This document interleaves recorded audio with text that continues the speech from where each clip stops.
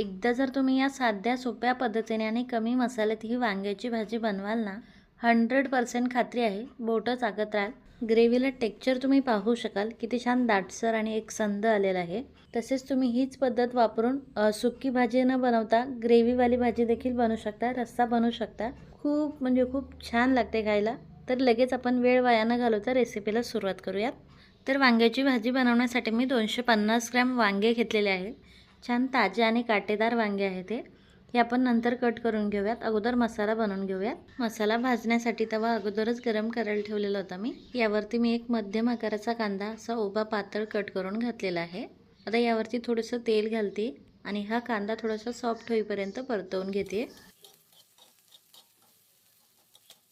कांदा थोडासा सॉफ्ट झालेला आहे आणि याला हलकासा गोल्डन कलर यायला सुरुवात झाली.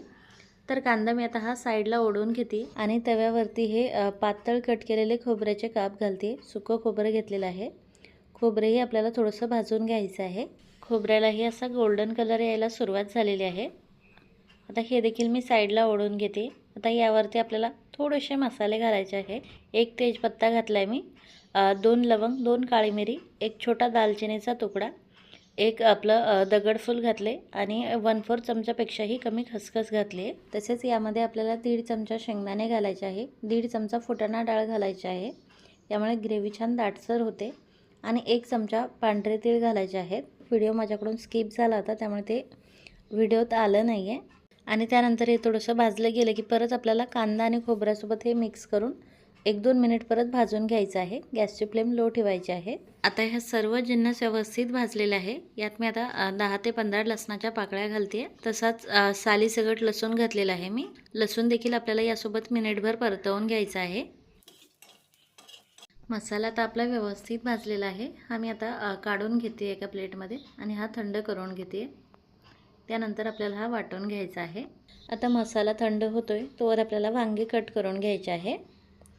वांग्याला जे मोठे मोठे काटे असतात ते आपल्याला काढून घ्यायचे आहेत. आणि वांग्याला आता आपल्याला असे 2 कट लावायचे आहे अशा प्रकारे. आणि वांगे कट केले की लगेच पाण्यात टाकायचे आहे म्हणजे हे काळे पडत नाही. वांगे कट करेपर्यंत आपला मसाला थंड झालेला आहे. हात आपण वाटून घेऊयात. मिक्सरच्या भांड्यात मी थोडीशी कोथिंबीर घातली आणि आता हा मसाला देखील घालते. थोडंसं अद्रक घालायचं आहे आपल्याला यात. आणि आता कमीत कमी पाणी वापरून आपल्याला हा मसाला असा वाटून घ्यायचा आहे. मसाला थोडासा वाटला गेला की आपल्याला सुके मसाले देखील यातच घालायचे आहे.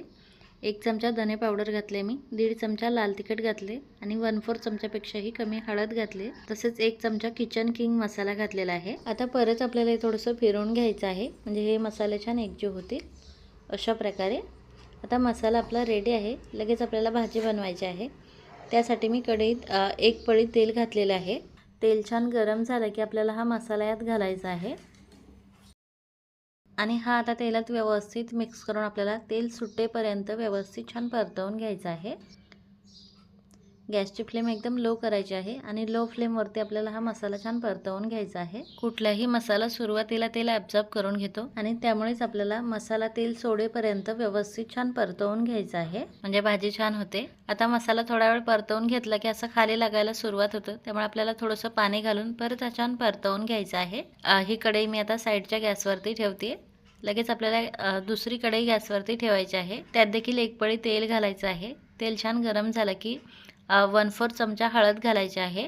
हळद तेलात थोडीशी तळली गेली की आपल्याला कट केलेले वांगे यात घालायचे आहे. वांगे आता आपल्याला छान परतवून घ्यायचे आहे. 50% वांगे आता आपल्याला इथे शिजवून घ्यायचे आहे. वांगे असे तेलात परतवून घेतले की भाजीला खूप छान टेस्ट येते. एकदा तुम्ही असं नक्की करून पहा. आता आपल्याला वांग्यात थोडंसं मीठ घालायचं आहे म्हणजे वांगे छान चवदार लागतात खायला.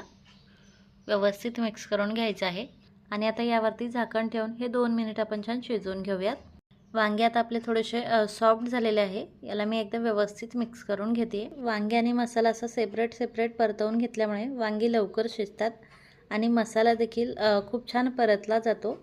त्यामुळे या भाजीची टेस्ट अजूनच वाढते. आता वांगे छान सॉफ्ट झालेले आहे. 50% शिजलेलं आहे.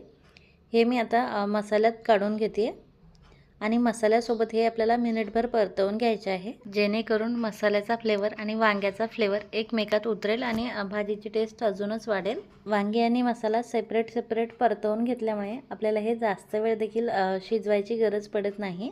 आता ही वांगी मसाल्यात 2 मिनिट परतली गेली की आपल्याला कन्सिस्टन्सी ॲडजस्ट करत यात पाणी घालायचं आहे. यात 1 चमचा कसुरी मेथी घालते मी, जेणेकरून भाजीची टेस्ट अजूनच वाढेल.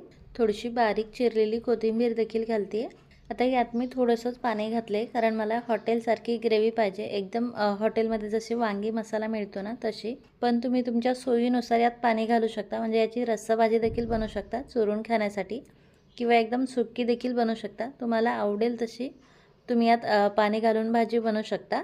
थोडंसं मीठ घातले मी आणि हे व्यवस्थित मिक्स करून घेतले. आता यावरती झाकण ठेवून हे आपल्याला 4-5 मिनिट फक्त शिजवून घ्यायचं आहे. 4-5 मिनिटानंतर भाजी आता आपली रेडी आहे. आता यातली वांगी छान शिजलेली आहे, जास्त गाळा होऊ नयेत यासाठी लगेच गॅस बंद केला आहे मी. किती सुरेख टेक्स्चर आलं आहे तुम्ही पाहू शकाल. आता ही भाजी मी एका प्लेटमध्ये काढून घेते. एकदम परफेक्ट टेक्स्चर आलं आहे आपल्या भाजीला आणि किती सुरेख दिसते तुम्ही पाहू शकाल. ही तुम्ही पोळीसोबत खाऊ शकता, भातासोबत खाऊ शकता, भाकरीसोबत खाऊ शकता, अप्रतिम लागते. तर एकदा या प्रकारे वांग्याची भाजी तुम्ही नक्की बनवून पहा, खूप आवडेल तुम्हाला. तर नक्की बनवा आणि कशी वाटली तुम्हाला ही रेसिपी हे कमेंट करून नक्की सांगा.